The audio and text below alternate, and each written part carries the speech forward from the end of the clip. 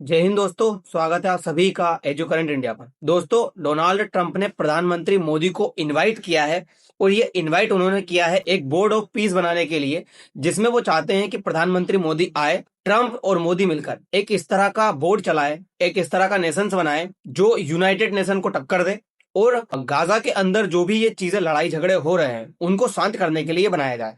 तो अब पूरी भारत सरकार ये सोच रही है कि इसको ज्वाइन करे या फिर ज्वाइन ना करे, क्योंकि जिस तरह से डोनाल्ड ट्रंप इसको बनाने में लगे हुए हैं, इसका जो मेन मकसद है वो है दुनिया के अंदर पीस लाने का। खास करके जो गाजा है उसके अंदर ये पीस लाने की बात कर रहे हैं। लेकिन इसके लिए सबसे ज्यादा जरूरी है जो देश इसका चेयर लीडर बनेगा, जैसे कि फिलहाल में डोनाल्ड ट्रंप इसके चेयर लीडर बनने वाले हैं। तो क्या वो देश पिछले साल से या एक दो साल के अंदर से खुद शांति का पाठ कर रहा है, खुद शांति को फॉलो कर रहा है, पीस को फॉलो कर रहा है? इस तरह की चीजें पहले देखी जाएंगी। प्रधानमंत्री मोदी और भारत की जो फॉरेन मिनिस्ट्री है वो इस चीज को लेकर कंफ्यूज है कि क्या डोनाल्ड ट्रंप की इस बात को एक्सेप्ट किया जाए और ये जो पीस ऑफ बोर्ड है इसमें इनवाइट हुआ जाए या फिर इसको लीव कर दिया जाए। क्योंकि जो देश इसके लिए बात कर रहा है कि हम भारत को शामिल करना चाहते हैं, वो देश तो खुद पीस को फॉलो नहीं कर रहा है। इसीलिए ये सारी चीजें फिलहाल में शंका का विषय बनी हुई है।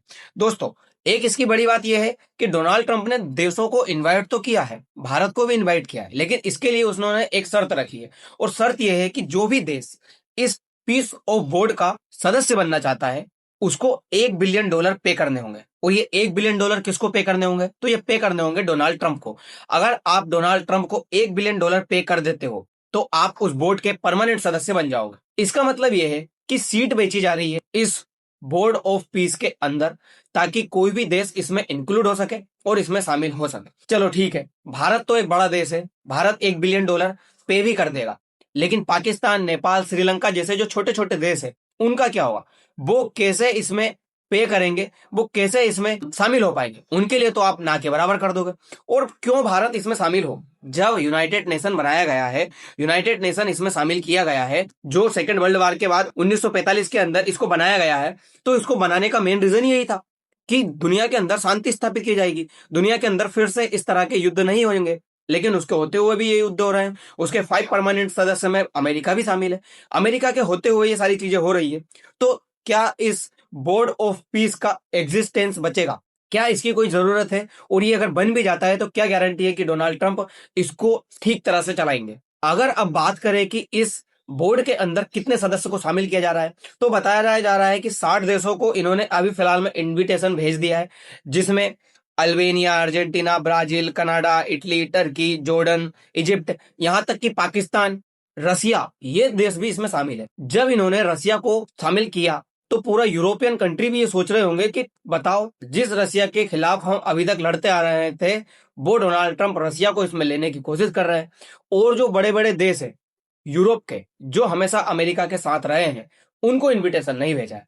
इसका मतलब साफ नजर आ रहा है कि अमेरिका फिलहाल में यूरोप से पूरी तरह से नाराज है। और यूरोप को काउंटर करने के लिए ही मुझे लगता है ये बोर्ड ऑफ पीस बनाया जा रहा है। इसका मेन रीजन ये है कि यूरोप को नीचा दिखाया जाए। इन्होंने इसमें पाकिस्तान को शामिल किया है, तो भारत इसमें क्यों जाए? चलो मान लीजिए भारत चला भी गया, तो कल को ट्रंप तो ये कह देंगे कि भारत पीस के लिए काम नहीं कर रहा है, पाकिस्तान जो है दुनिया के अंदर पीस लाने की बात कर रहा है। जिस तरह से इन्होंने आतंकियों को आतंकी नहीं माना था, उसी तरह से ये भी कह देंगे पाकिस्तान तो पीस के लिए काम कर रहा है, तो पाकिस्तान इसमें बड़ा देश है जो पीस के लिए काम कर रहा है, तो पाकिस्तान की ज्यादा चलेगी। इस तरह की चीजें ट्रंप करवा सकते हैं, क्योंकि चलाएंगे इसको ट्रंप अपने हिसाब से ही। ट्रंप का कहना है कि मैं एक बोर्ड बनाऊंगा और ये बोर्ड बनाऊंगा, उसका मेन लीडर कौन होगा? मैं होऊंगा। क्यों? क्योंकि आइडिया मेरा है। जब आइडिया मेरा है तो इसका लीडर भी मैं ही बनूंगा। और इसमें इन्होंने अभी तक कोई डिसाइड नहीं हुआ है कि इसका हेड क्वार्टर है वो कहाँ पे बनेगा, इसकी सारी चीजें क्या होंगी, अभी तक ऐसा कोई डिसाइड नहीं किया गया है। इन्होंने बात की है कि इसकी जो लैंग्वेज है वो इंग्लिश रहेगी। लीडर हम है, बना हम रहे हैं, दिमाग की उपज हमारी है, तो हम ही ये डिसाइड करेंगे कि इसकी लैंग्वेज क्या होगी। चलो ठीक है, मान लिया आपकी लैंग्वेज है, आपने इंग्लिश लैंग्वेज रख दी। इस चीज को लेकर क्या गारंटी है कि ट्रंप इसमें आने वाले जो पैसे हैं $1 बिलियन जो ये ले रहे हैं दुनिया से, कि हम जो है $1 बिलियन इसमें लेंगे, तो क्या गारंटी है कि इस $1 बिलियन का दुनिया के अंदर पीस स्थापित करने के लिए आप यूज करोगे? इसका लीडर तो ट्रंप है। ट्रंप चाहे वहां पे यूज करे, ट्रंप कह देंगे कि मैं एक ऑफिस बनाने वाला हूं, ट्रंप पीस ऑफिस। वो ऑफिस बनेगा फुल लग्जरी, उसके अंदर ये पैसों का यूज किया जाएगा। उसके बाद वहां पे मैं बैठूंगा और फिर मैं डिसाइड करूंगा कि क्या क्या यहाँ पे होंगे। तो इस तरह की चीजें ट्रम्प कर सकते हैं, क्योंकि इसको अकाउंटेबिलिटी लेने वाला कोई और तो है नहीं। और इसको शामिल होने के लिए किसी ने क्या एक्सेप्ट किया है, तो हाँ, हंगरी जैसे देशों ने इसको एक्सेप्ट कर लिया है। उनका मानना है कि चलो इस बहाने कम से कम ट्रम्प यूएस के प्रेसिडेंट के साथ बैठने का मौका तो मिलेगा।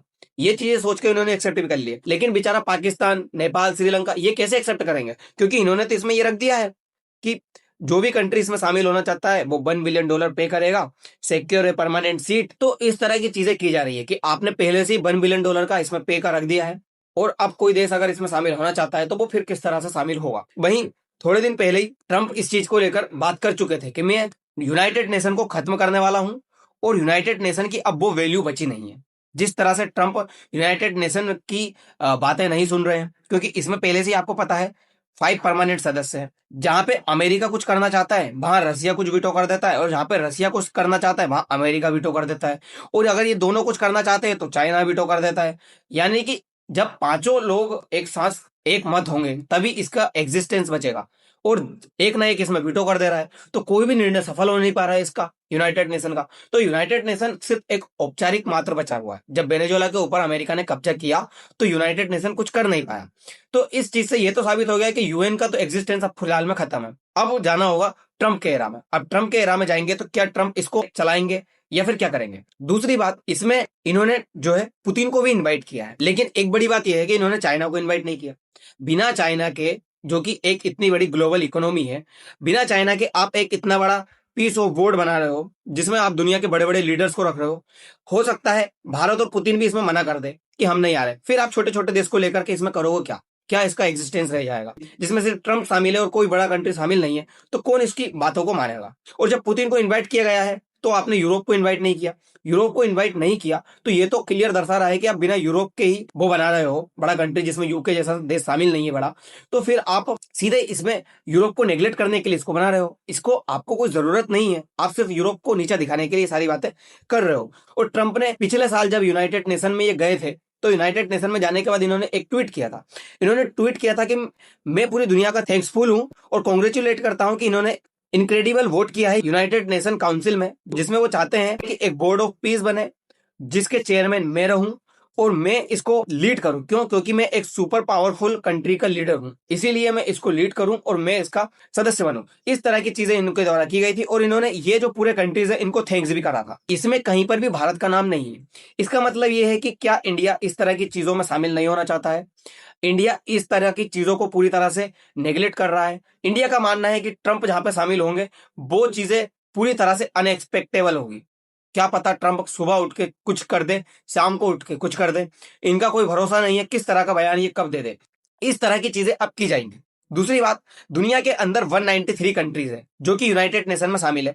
अगर ये 193 कंट्रीज आपके इस ग्रुप में शामिल नहीं होते हैं तो फिर क्या आपका ग्रुप यूनाइटेड नेशन की बराबरी कर पाएगा? पूरे जो 193 कंट्रीज है वो आपको $1 बिलियन कैसे दे पाएंगे? उनके पास तो पैसे नहीं है। नेपाल, श्रीलंका, मालदीव, ये छोटे छोटे ऐसे देश है जिनके पास में पैसे नहीं है, तो वो आपको पैसे नहीं दे पाएंगे। तो क्या वो आपके ग्रुप का सदस्य नहीं बनेंगे? और अगर आपके ग्रुप का सदस्य नहीं बनेंगे तो फिर आपके ग्रुप की वैल्यू पूरी तरह से खत्म है। मैं यहाँ पे आपसे एक क्वेश्चन करूंगा कि क्या इसमें इंडिया को शामिल होना चाहिए?